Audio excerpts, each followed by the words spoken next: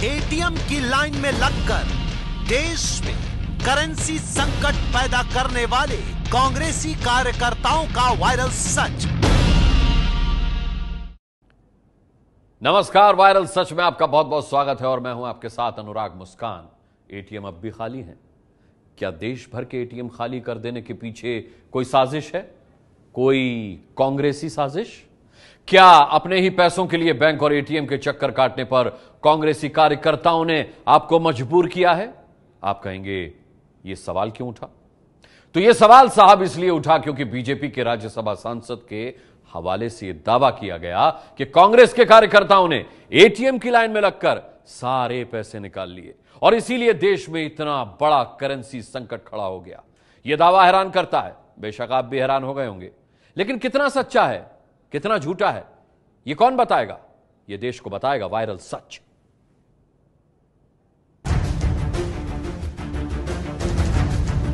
WhatsApp पर पहुंचे इस वायरल मैसेज के जरिए दावा है कि देश के एटीएम में सूखा इसलिए पड़ा है क्योंकि इसके पीछे कांग्रेस की एक सोची समझी साजिश है। यह मैसेज देश में करेंसी संकट पैदा करने के पीछे कांग्रेस के प्लान को बता रहा है। व्हाट्सएप पर मौजूद इस मैसेज के मुताबिक देश के तमाम राज्यों में लोगों को बीमारी के इलाज से लेकर शादी तक के लिए अपने ही पैसे इसलिए नहीं मिल रहे क्योंकि कांग्रेस के कार्यकर्ताओं ने एटीएम की लाइन में लगकर एटीएम खाली कर दिए हैं। दावे के मुताबिक देश की अर्थव्यवस्था में मौजूद नकदी का एक बहुत बड़ा हिस्सा कांग्रेस कार्यकर्ताओं ने अपने पास जमा कर लिया है।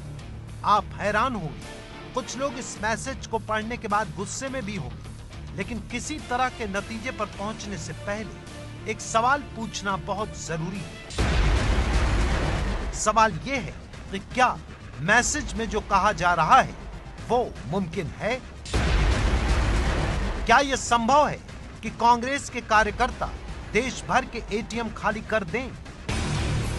इस सवाल के जवाब के लिए हमने सबसे पहले वायरल मैसेज को बारीकी से देखा कि मैसेज में आखिर कांग्रेस का ऐसा कौन सा प्लान पेश किया गया है जिससे ऐसा होना संभव बताया जा रहा है। व्हाट्सएप पर आए इस वायरल मैसेज में लिखा है, कांग्रेस पार्टी चुनाव जीतने के लिए किस हद तक गिर सकती है, इस बारे में कर्नाटक के निर्दलीय राज्यसभा सांसद राजीव चंद्रशेखर ने कुछ जानकारी दी है। कांग्रेस और कैम्ब्रिज एनालिटिका ने कर्नाटक चुनाव से ठीक पहले आर्थिक अराजकता फैलाने का प्लान बनाया है। इस प्लान के मुताबिक एक निश्चित दिन, एक निश्चित समय पर कांग्रेस के भेजे हुए लोग भारी संख्या में सभी एटीएम से पैसे निकालकर सारे एटीएम खाली कर देंगे और फिर बैंकों के डूबने की अफवाह फैलाएंगे।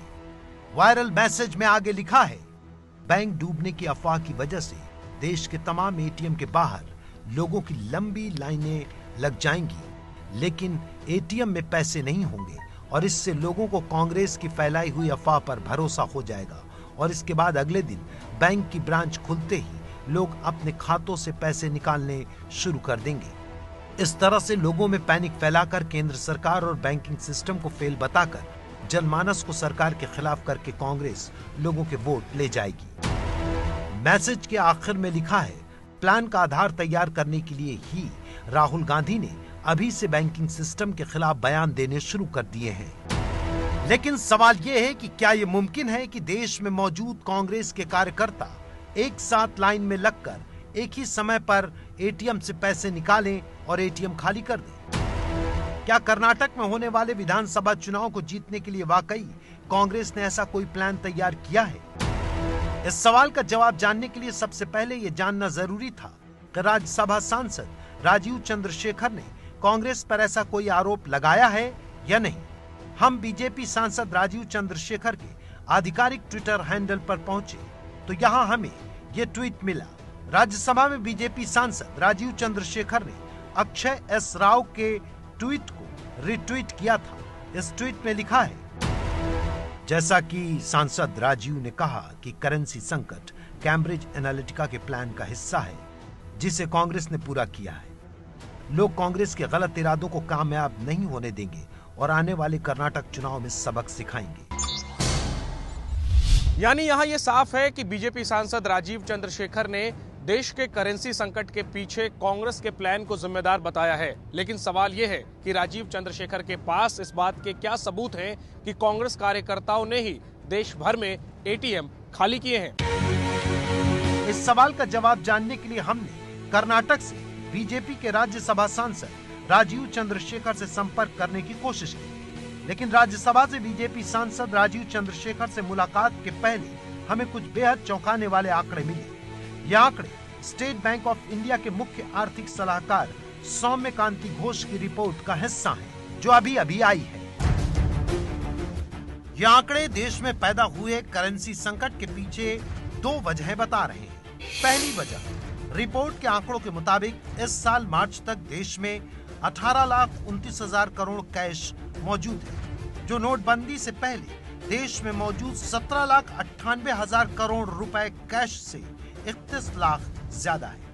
आप कहेंगे कि नोटबंदी से पहले जितना कैश था उससे ज्यादा अभी मौजूद है, तो फिर किल्लत क्यों? इसका जवाब भी एसबीआई के मुख्य आर्थिक सलाहकार ने अपनी रिपोर्ट में दिया है। सौम्यकांति घोष की रिपोर्ट के मुताबिक साल 2017 और 18 में जीडीपी ग्रोथ के बाद देश के लोगों के पास 31 मार्च 2018 तक 19,40,000 करोड़ रुपए होने चाहिए, लेकिन है कितना? 17,50,000 करोड़ रुपए। अब जो कमी है उसमें से 1,02,000 करोड़ की कमी तो डिजिटल लेन देन से पूरी हो जाती है, लेकिन फिर भी देश में मौजूदा कैश मांग से 70,000 करोड़ रुपए कम है। ये तो हुई करेंसी संकट की पहली वजह, यानी जीडीपी बढ़ने की दर के हिसाब से ही देश में कैश होना चाहिए, और जिस दर से जीडीपी बढ़ी उस दर से देश में कैश नहीं बढ़ा, इसलिए कैश का संकट हुआ। अब रिपोर्ट के मुताबिक करेंसी संकट की दूसरी वजह को समझिए। घोष के मुताबिक करेंसी संकट के पीछे दूसरी वजह है एटीएम कैश निकासी में आई तेजी। आंकड़े बताते हैं कि 2017-18 के पहले 6 महीने में एटीएम से जितना कैश निकला उससे करीब 12.2% ज्यादा कैश आखिरी 6 महीनों में निकाला गया। यानी अक्टूबर से लेकर इस साल मार्च तक 12.2% ज्यादा कैश एटीएम से निकाला गया है। ये बढ़त पिछले 5 साल यानी 2012 से 2016 की औसत बढ़त 8.2% से भी ज्यादा है। इस रिपोर्ट में जो बातें बताई गई हैं, उसी की तरफ देश के वित्तीय मामलों के सचिव सुभाष चंद्र गर्ग ने भी इशारा किया था। देश में तकरीबन 19-20 हजार करोड़ रुपया प्रति माह की कैश सप्लाई होती है, लेकिन पिछले 2-3 महीने से ये संख्या बढ़ी है। जनवरी से मार्च के बीच में तकरीबन 40-45 हज़ार करोड़ रुपया प्रति माह डिमांड आई और उसकी सप्लाई हुई देश में। इस महीने अभी पहले 12-13 दिन में ही करीब 45,000 करोड़ रुपए की डिमांड आई और उसको भी सप्लाई किया गया है। देश में अनयूजुअली हाई डिमांड है करेंसी की। देश के सरकारी बैंक से जुड़े अधिकारी और वित्तीय मामलों के सचिव करेंसी संकट की क्या वजह बता रहे हैं, ये तो आपने सुन लिया। अब बारी थी राजीव चंद्रशेखर से ये जानने की कि उन्होंने करेंसी संकट के लिए कांग्रेस को जिम्मेदार क्यों ठहराया। इस पूरे मामले को लेकर हमने राजीव चंद्रशेखर से बात करने की कोशिश की, लेकिन दोपहर से शाम तक इंतजार के बावजूद हमें उनकी प्रतिक्रिया नहीं मिली। उसके बाद शाम को उनकी ऑफिस से एक स्टेटमेंट हमें मेल किया गया। यह है बीजेपी के राज्यसभा सांसद राजीव चंद्रशेखर का बयान। दावा था कि राजीव चंद्रशेखर ने कहा है कि कांग्रेस कार्यकर्ताओं ने एक तय समय पर मिलकर देश भर के एटीएम खाली कर दिए, लेकिन हमने जब राजीव चंद्रशेखर की तरफ से जारी बयान पढ़ा तो उसमें तमाम बातें लिखी थी। वो कांग्रेस पर आरोप भी लगा रहे थे कि करेंसी संकट के पीछे उनका कोई प्लान है, लेकिन बयान में कहीं ये लाइन नहीं लिखी थी कि कांग्रेस के कार्यकर्ताओं ने एटीएम में लाइन लगाकर देश भर के एटीएम रणनीति के तहत खाली कर दिए। देश में इतना बड़ा संकट खड़ा करने का आरोप कांग्रेस पर लगाया जा रहा था, तो हम कांग्रेस पार्टी के प्रवक्ता रणदीप सुरजेवाला के पास पहुंचे और इन आरोपों पर उनका पक्ष पूछा। क्या ये संभव है कि कोई व्यक्तियों का समूह सारा पैसा बैंकों से निकलवा ले? 70,000 करोड़ रुपए का कैश आरबीआई ने कम उपलब्ध करवाया है लोगों की जरूरत से। अगर आप 70,000 करोड़ का कैश उपलब्ध ही नहीं करवाओगे तो जब कटाई का सीजन है, जब ब्याह शादी का सीजन है, अगर पैसा खातों में होगा ही नहीं बैंक के पास तो आएगा कहां से? सच्चाई यह है कि वो लोग जिनको इस देश की अर्थव्यवस्था और जमीनी हकीकत की जानकारी नहीं, वही इस प्रकार के ओछे और छोटे इल्जाम लगा सकते हैं। कांग्रेस ने आरोपों को न सिर्फ खारिज किया बल्कि आधारहीन भी बताया।